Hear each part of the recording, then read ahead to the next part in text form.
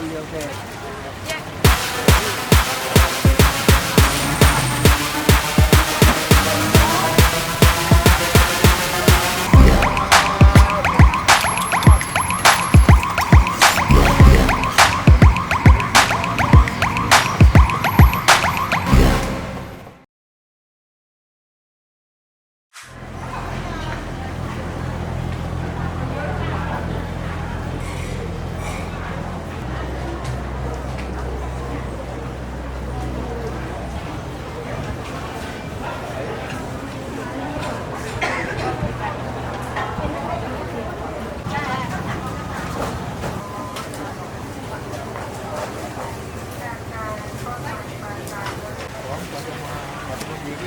ไม่ต้องชี้แล้วครับวันเดียวเสร็จ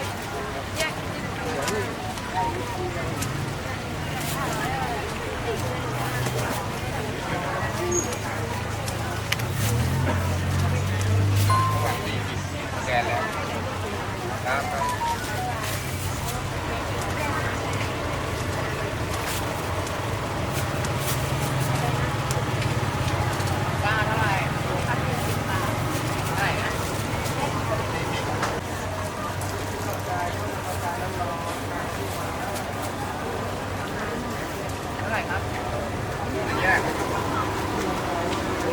แยกนะ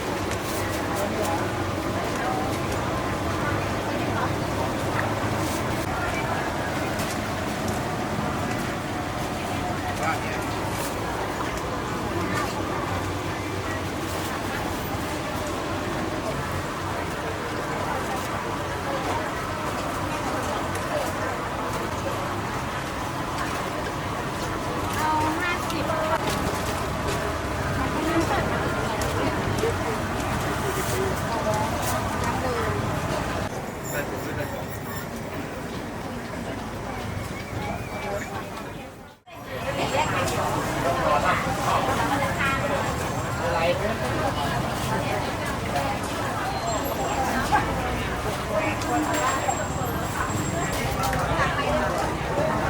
หยอก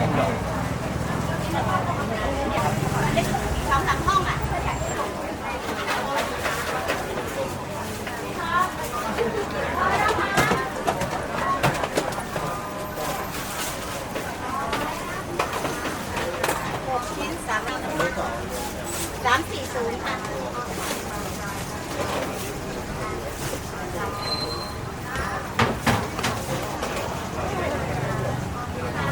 ตอน60นะคะถึงไม่พอไปได้นะคะเกิดไปแถมให้นะคะยองเผายังไม่มีที่ยองเผาเสียง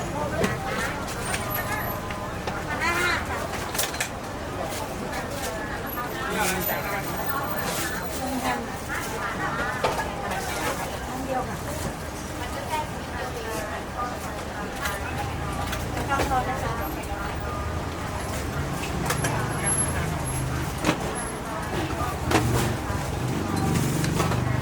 รวมแพมันแล้วก็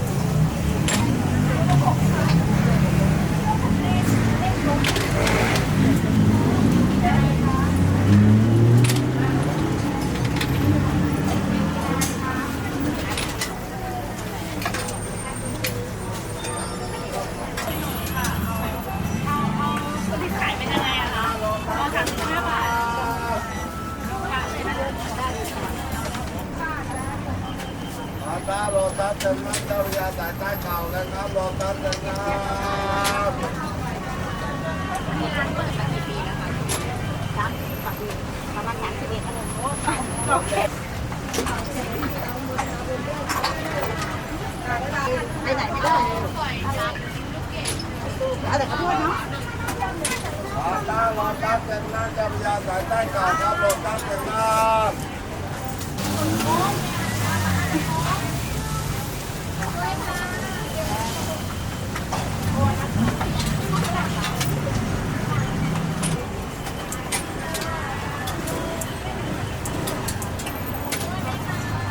โลตัสเดินน้ำ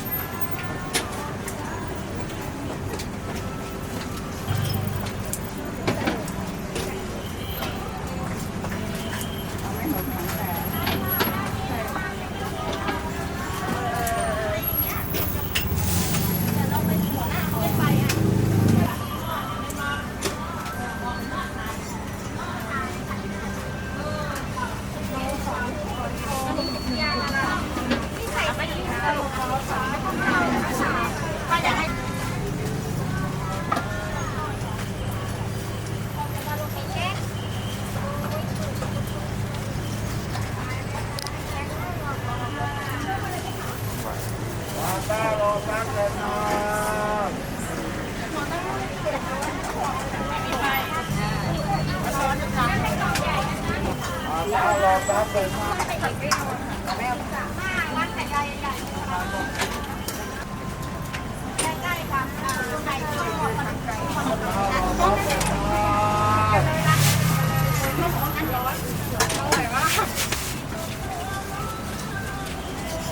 จะเอาไปบ้านกันจ้ะ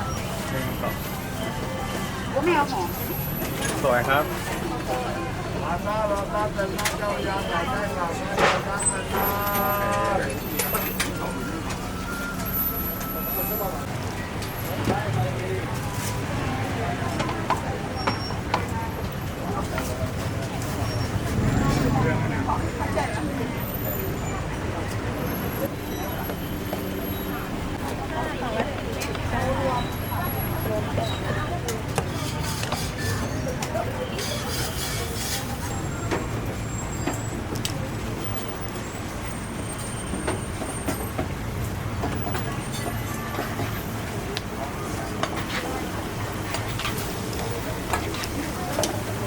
โลตัสเป็นน้ำใส่ได้ก่อนนะโลตัสเป็นน้ำ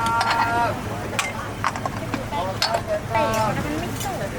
โลตัสเป็นน้ำเจ้าพระยาใส่ได้ก่อนนะโลตัสเป็นน้ำ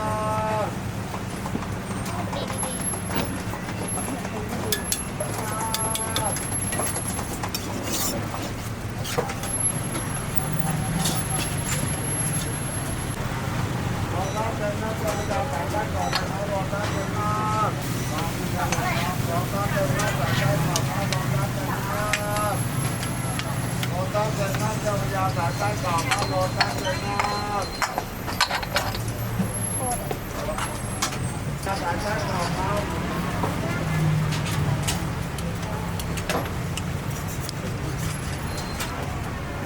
โลตัสเป็นน้ำ